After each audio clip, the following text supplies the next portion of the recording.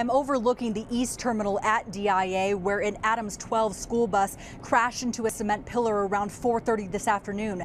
Denver traffic investigators are looking into what caused this crash and are looking to see if the driver had a medical condition.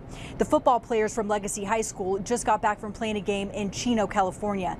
3 school buses came to the airport to pick them up. One of them, we're told, had 18 students and adults on board, drove back around to the east terminal of DIA.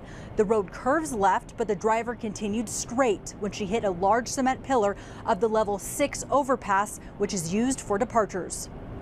The bus driver circled back around to this level. We don't know why. It is unexpected.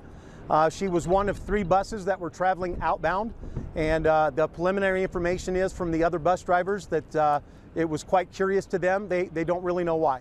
The 2 other buses made it back to the high school where the students were reunited with their family members. The football players and coaches on the bus that crashed were taken to 4 area hospitals. I did speak with DIA spokesperson who told me that they sent structural engineers to investigate this pillar, and they say that it is still safe.